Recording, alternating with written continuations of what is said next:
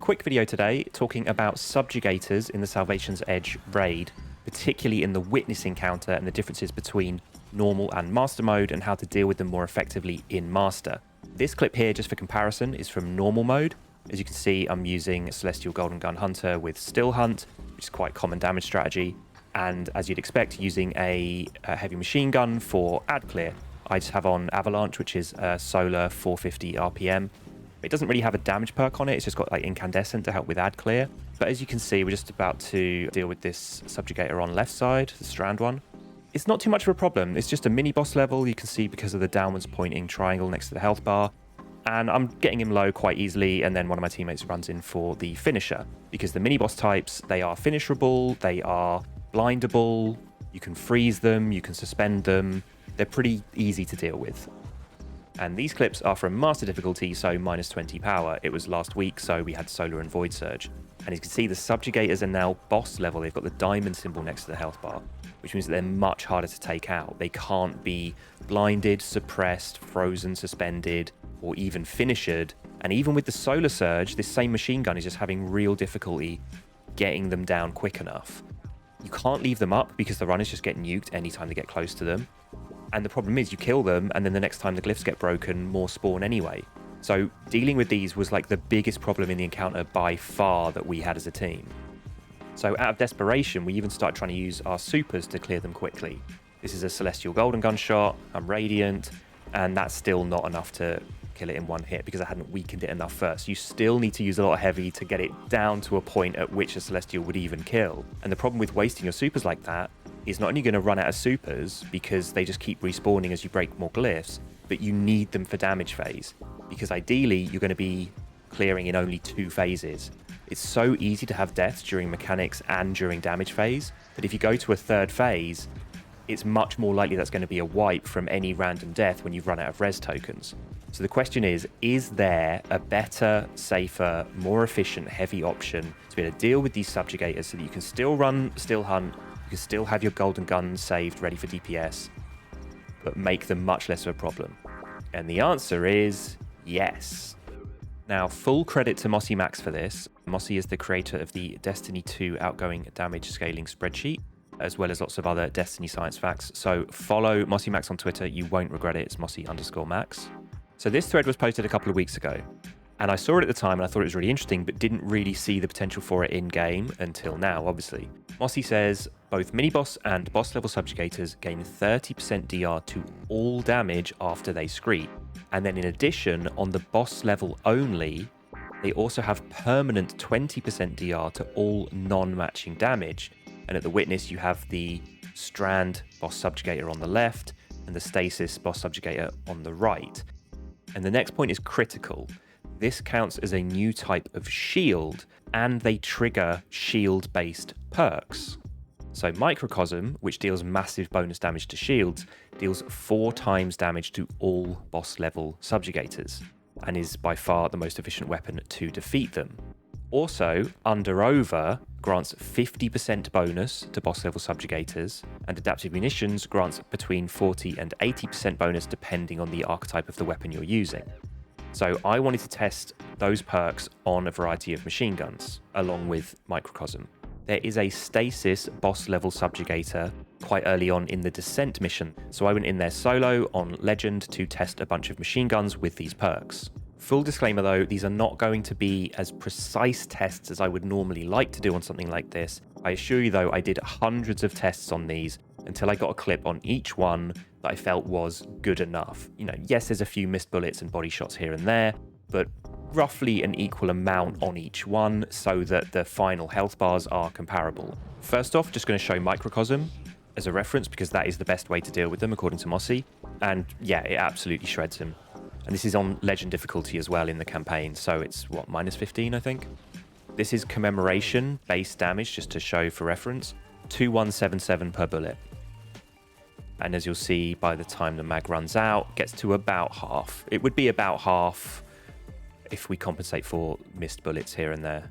So at this point, you might be thinking, oh, well, the heavy machine gun is much worse. I'll just use Microcosm, melt all the Subjugators easily. And you absolutely could do that. You could have one person just on Subjugator duty, maybe even 2 with Microcosm, However, then you've got less people with Still Hunt or other good damage exotics, and you're going to put yourself back within that range of potentially missing out on the 2-phase and then causing a wipe on third because you've run out of res tokens due to deaths at DPS or mechanics. Kind of similar to what I was mentioning earlier about wasting your supers on the Subjugators. But as it's quite common at Witness for ad clear people to be running legendary machine guns anyway, it's more a question of which is the best machine gun with the best damage perks to do the most damage against these Subjugators so that you don't need to be running Microcosm and you can melt them anyway, especially if you're team shooting with multiple ad clear people running the best machine gun. Then Commemoration with Enhanced Adaptive Munitions. Enhanced does increase the damage more than the normal perk. And 3693, it ramps up to that very quickly. That's the maximum damage bonus of the perk. That's a 70% damage bonus per bullet once it hits that. Obviously, the Shriek kicks in when the Subjugator gets to about 2/3 health, so it drops to 2585. But still, the end result on that health bar is much higher than just the base damage. And the cool thing about Commemoration is that Adaptive Munitions is in third column, so you can also have an additional damage perk in the fourth column as well for double damage. This is Focused Fury, just to show. It's not great in this situation, because Focused Fury, you need to hit half of the mag size as precision hits before it gives you the 20% bonus. So by the time it's activated, the Scream has already gone off, and then it's only 20% bonus during the time when it's got the most damage resistance all stacked up. So it's actually not that much of an improvement over just Enhanced Adaptive Munitions on its own. And then we have Killing Tally ×3, which is a 30% bonus on top of Enhanced Adaptive Munitions. And that got up to 4,800 per bullet before the Scream and the additional damage resistance, which is 120% increased damage over base. Now, obviously, Killing Tally ×3, it needs some setup. You need to get 3 kills beforehand, so you are wasting some ammo to do that. This test was being a bit generous to it, to be honest, because I'd weakened 3 enemies beforehand, and I killed each one with a single bullet, so I had as many bullets to fire as possible. In a real-world situation, it's not going to be as good as that. You also lose the buff if you reload or stow it, so in the middle of an encounter at Witness, you might not want to have to deal with the hassle of that. And there was another Commemoration that I really wanted to test, but I realized that I couldn't do it because I left it till last. I was doing all these other ones solo. It was Enhanced Adaptive Munitions and Firing Line. And Firing Line obviously needs 2 allies to be stood near you, and then you get 20% bonus to precision damage. Because I was doing these tests in a Legend campaign mission, I forgot that it scales up with fireteam size. However, I do think it's probably the best option to go with on Commemoration. You're going to be doing just a bit less damage than Killing Tally, without having to do any annoying setup and without losing it if you stow or reload or anything like that. And as for some other archetypes, this is Eliatic, the Arc 900 RPM machine gun from Season of the Witch. And its damage bonus from Enhanced Adaptive Munitions is actually only 48% compared to Commemoration's 70%.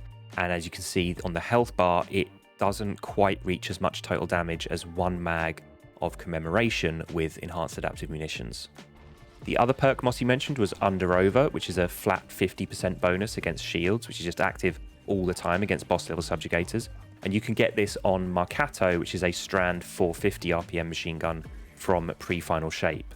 And because you can enhance Marcato, that actually takes the damage bonus up to 56%. The interesting thing about this one is because it's Strand, if you're using that at Master Witness against the Strand one on the left, you're not going to have that 20% DR because it's a matching element. It is a nightmare to farm for. The best way to get it is to run Expert or Master Lost Sectors.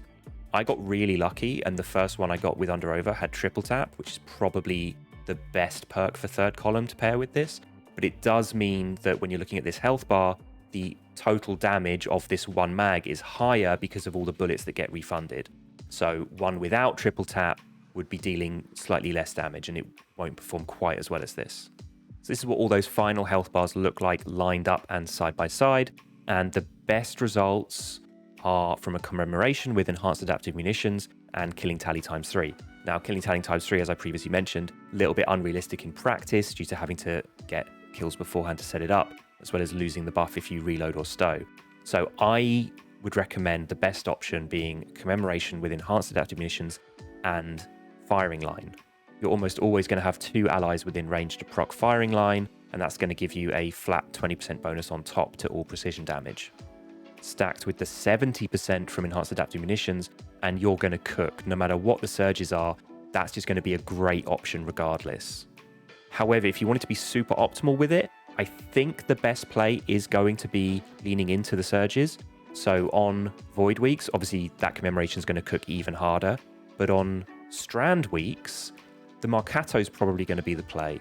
Because not only is it a flat 56% bonus from enhanced under over, but because it's Strand, it's going to do additional damage to the left-hand Subjugator, plus the 25% bonus on top from the Surge. What will be interesting is on an Arc week, seeing if the Eliatic becomes competitive. The problem with the Eliatic is because it's a 900, its range isn't as good, it kicks a little bit more. You might have to get a bit closer than you'd like. Last week, before I did these tests on Commemoration and Eliatic, I already had the Marcato, and I used it at Master Witness, as you can see here, and it's performing really well. Much better than the Avalanche I was showing earlier, even though it's not benefiting from any of the surges, which were Solar and Void. As I'm recording this, it's about half an hour before the weekly reset, and I'm going to be jumping straight into a Master Salvation's Edge. When I get to Witness, I'm going to be trying out some other options depending on what the surge is, and I'll include those clips coming up right now. Week 2 Master Salvation's Edge is Void and Arc Surge. So at first I tested Eliatic to see how that did. This is a really bad clip. It's the only clip I got because I immediately swapped off it. I'm missing loads of shots, I get suspended, I die halfway through. But to be honest, that's all I needed to see. It really felt like it wasn't performing at range, even at that medium close range, and I wanted to sort of push myself closer and closer to keep the aim target on the Subjugator's head. And that's just not going to work in practice. So I swapped off because I didn't want to keep throwing the encounter for the rest of my team just by testing. Maybe if you don't have like Commemoration or Marcato and it's all you've got, you'd want to try it, but otherwise I wouldn't recommend it. And then I got to test the Enhanced Adaptive Munitions and Firing Line Commemoration, which worked perfectly. In this clip here, I think I have Firing Line up the entire time, and I'm the only one dealing damage to this Subjugator, and I nearly get it down in one clip. I get it down to about 25% health. Yes, Void Surge is on this week, which obviously helps, but the fact that Enhanced Adaptive Munitions is a 70% buff and Firing Line is a 20% buff, I think even if it wasn't Void Surge, it's probably going to outdamage almost every other machine gun. Maybe on a Strand Surge week, the Marcato with under over, especially against the left side Subjugator, which is Strand, might outperform it, but it's going to be pretty comparable. In this clip here, I did lose Firing Line occasionally, so it does happen, but overall, I'd say it's the best and the one I'd recommend. And here we have the Enhanced Adaptive Munitions and Killing Tally roll. I did manage to set up the ×3 Killing Tally quite efficiently, so by the time I'm damaging the Subjugator, I still have 63 out of 75 bullets left, which is pretty good. And yeah, it works great. I just don't think that additional level of setup is really worth it, and things you have to pay attention to. You can't reload or stow or else you lose the buff. So overall, I'd still recommend Enhanced Adaptive Munitions and Firing Line above anything else. Maybe you'd want the Killing Tally to help with the rest of General Ad Clear, but to be honest, no other enemies on the field are tanky enough to really justify it. Even the captains go down easily without any damage buff. I hope you liked the video, and feel free to leave any questions in the comments below. Thanks for watching, and I'll see you on the next one.